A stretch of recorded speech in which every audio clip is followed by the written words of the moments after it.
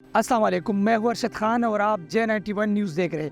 آج سے پورے ایک سال پہلے 9 مئی کو جب عمران خان صاحب کی گرفتاری ہوئی تو اس گرفتاری کے بعد پی ٹی آئی کارکنان نے ملک بھر میں احتجاج شروع کیا۔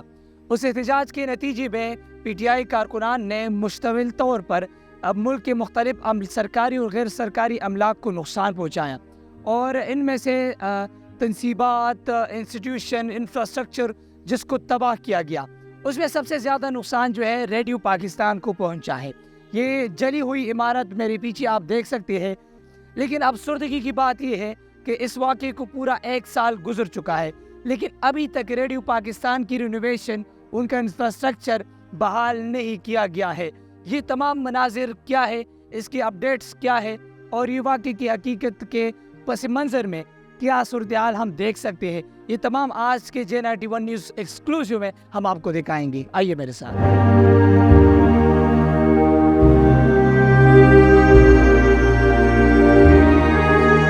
جی ناظرین، اس وقت میرے ساتھ سینئر پروڈیوسر ریڈیو پاکستان کے جمیل بشر صاحب موجود ہیں۔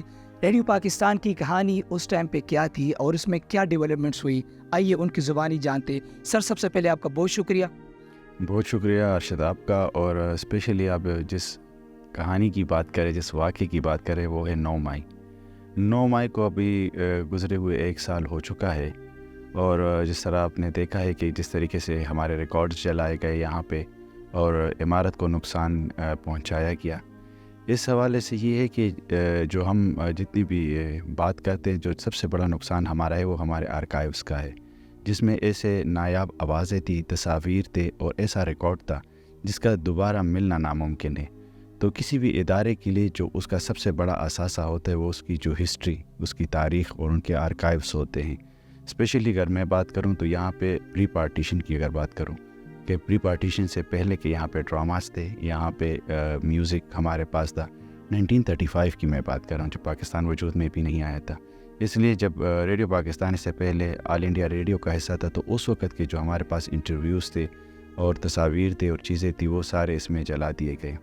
تو یہ ہے کہ ریڈیو پاکستان جو ہے یہ اثاثہ ہے پاکستان کا۔ سر، مختصراً یہ بتا دیں ہمارے ناظرین کو کہ جو جلی ہوئی عمارتیں ہم دیکھتے ہیں، اس کے پیچھے جو کہانی تھی وہ کتنی مشکل تھی اس دن؟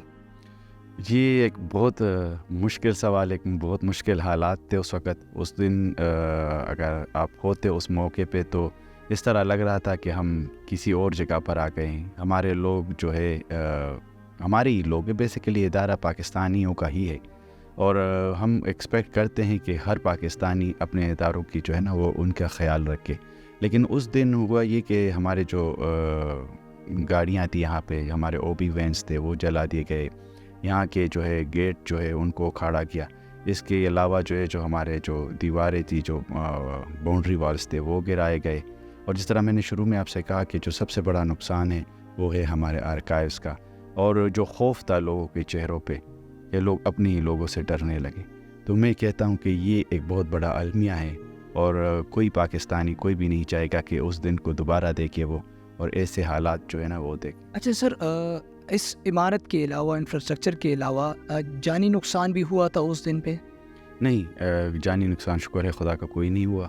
یہاں پہ جو ہے ہمارے پاس 2-3 لوگ ہمارے تھے جو زخمی ہو گئے تھے، اور جب نیچے کے فلور میں آگ لگائی گئی تو پریتا کے جو اوپر والے فلورز تھے وہاں سے نکلنا بڑا مشکل تھا، تو پھر وہاں سے لوگوں نے کود کر اپنی جان بچائی، اور جس کی وجہ سے ہمارے جو ایڈمن آفیسر تھے نصیر صاحب، ان کے پاؤں فریکچر ہو گئے، ان کے دونوں پاؤں ٹوٹ گئے تھے۔ اس کے علاوہ جو ہے ہاتھ ٹوٹ گئے تھے ہمارے ایک نائب قاصد تھے، اور 2-3 لوگ ایسے تھے جن کو جو ہے چوٹیں آئی، لیکن یہ تھا کہ شکر خدا کا کوئی جانی نقصان نہیں ہوا۔ ٹھیک ہے سر، سب سے اہم سوال جو میرا ہے، قریباً ایک سال ہو چکا ہے اس واقعے کو، لیکن ریڈیو پاکستان کی رینوویشن، انفراسٹرکچر اور جو جلی ہوئی عمارت تھی اس میں کوئی ڈیولپمنٹ ہمیں نظر نہیں آ رہی، کیا وجہ ہے اس کی؟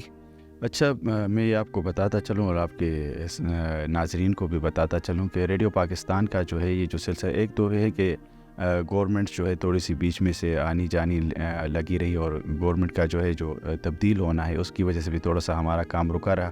لیکن انشاءاللہ یہ نیا سال، یہ بجٹ جو اپروو ہوگا تو آپ دیکھیں گے کہ رینوویشن کا کام بھی شروع ہو جائے گا، اور ریڈیو پاکستان پہلے کی طرح اسی آب و تاب کے ساتھ آپ دیکھیں گے، اور ہوپ فلی یہ پروجیکٹ ہے 1-6 مہینے کا اس میں کمپلیٹ ہو جائے گا انشاءاللہ. ٹھیک ہے. بالکل آخر میں ہمیں یہ بتا دیں جمیل صاحب کہ کس طریقے سے ریڈیو پاکستان پشاور سینٹر کی یہ فنکشن کس طریقے سے متاثر ہوئی اور پھر آپ لوگوں نے کس حد و حال میں اپنا کام جاری رکھا. اچھا میں آپ کو بتاؤں کہ جب سے ریڈیو پاکستان پشاور بنا ہے تو کبھی اس کی ٹرانسمیشن 1 سیکنڈ کے لیے بھی کبھی نہیں رکی.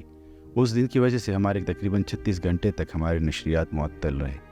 اور اس کے بعد جو ہمارے پروگرام کی ٹیمز ہیں, ہمارے انجینئرنگ کی ٹیم ہے اور ہمارے جتنے بھی یہاں پہ اسٹاف ہے, انہوں نے بڑے ہمت سے کام لیا اور 36 گھنٹے کے بعد ہم نے جو ہے اپنی نشریات کو بحال کیا.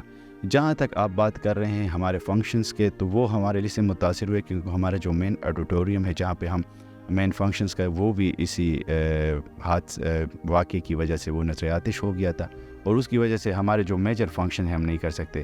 لیکن ہمارے پاس چند اسٹوڈیوز جس میں ابھی ہم کھڑے ہیں, یہ آپ دیکھ رہے ہیں کہ اس قابل تھوڑے سے بچے ہیں اس میں, جس میں ہم جو ہے نا اپنا کام جاری رکھے ہوئے ہیں.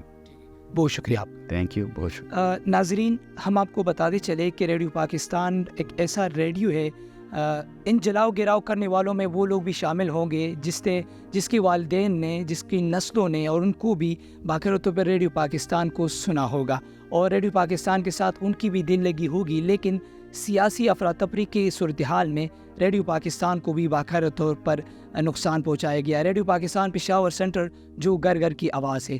آج کے لیے ہم آپ سے اجازت چاہتے ہیں. اللہ حافظ.